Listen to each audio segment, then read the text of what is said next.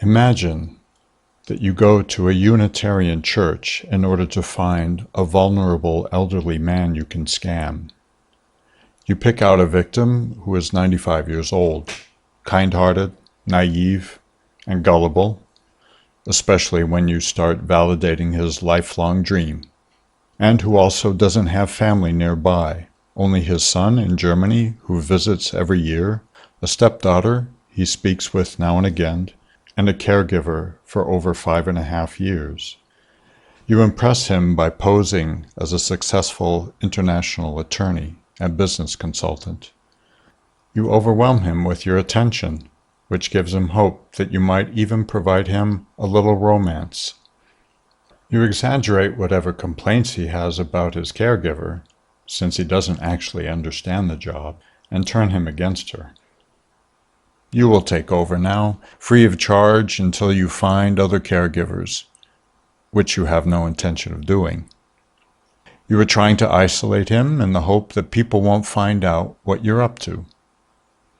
Soon you convince the elderly man his caregiver was stealing money from him for at least the past 3 years, and you threaten the caregiver with a lawsuit. When his son expresses suspicions of your intentions, you get the elderly man to defend and support you and to rebuke his son for not treating you better. You're his only ally, right? His caregiver is stealing from him. His son backs the caregiver up. You exploit the elderly man's age and confusion and convince him you are his very best friend and supporter.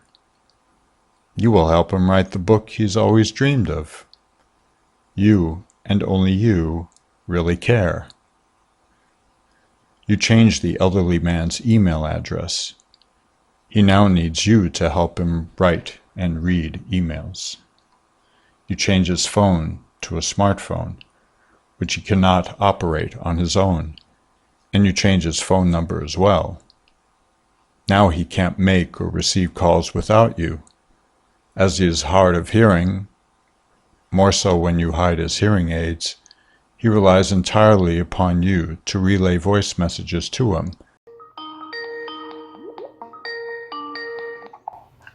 Hi, Michael. Hey, Pop. I can't hear too well. Can't find my right hearing aid. But Can you hear me? Charlie, Can you hear trying me? to help me. So you're not... New hearing aid. We want to get the money back that's been stealing from my bank account. Yeah, I need to talk to you alone about that. I need to talk to you alone about that. I can't understand. I want to talk to you alone about that issue. Or, well, I have a hard time hearing you, but I can't hear. I don't hear very well. Can you hear me now? I'm sorry. Can we test if you can hear me?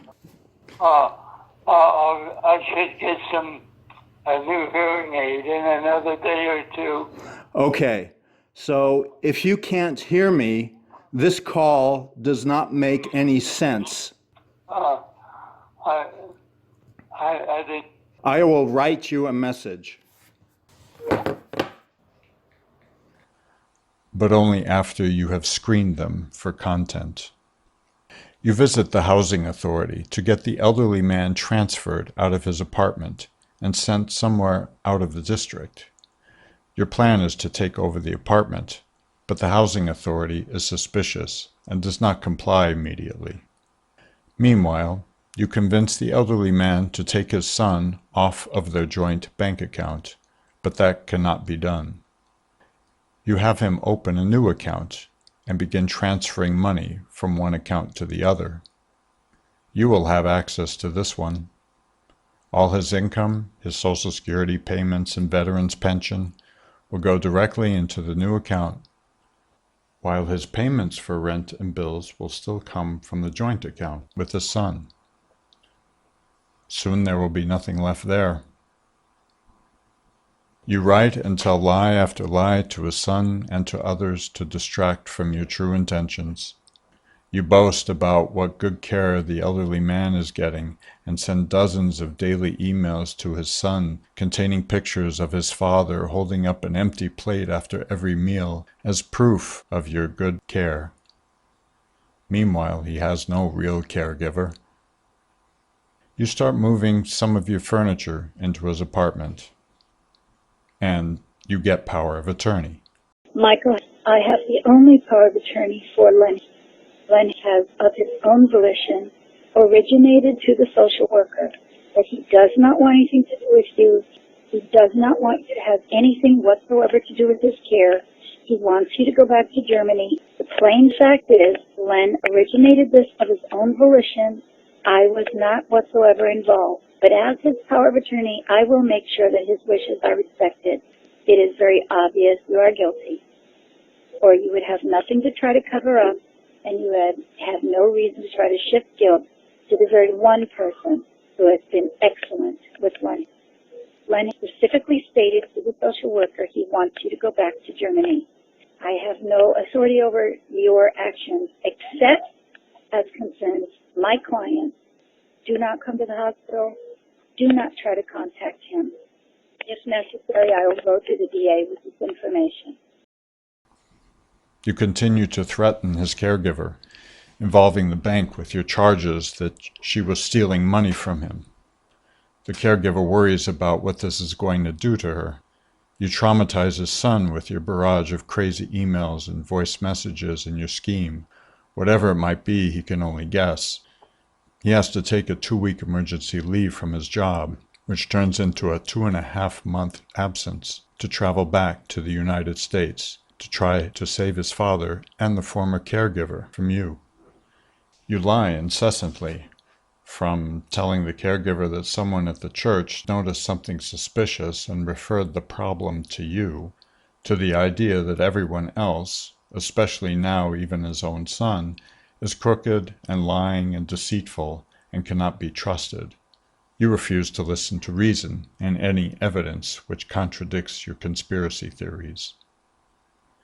When the elderly man's social worker makes a surprise check on him, the apartment smells of urine, and the bathroom is stained with fresh and dried feces. His bedroom is in disarray. He is weak and disoriented. When 3 weeks earlier he was strong for his age, mentally clear, and able to have a coherent conversation, and looking forward to an upcoming party to celebrate his 96th birthday. After 3 weeks of your neglect, and therefore your abuse, he will have to be taken to the hospital. You will take the apartment from this 96-year-old man. You will take as much of his money as you can. You will ruin his life and traumatize those closest to him, without remorse, regret, or compassion. You want his apartment and his money, and you are willing to do whatever it takes.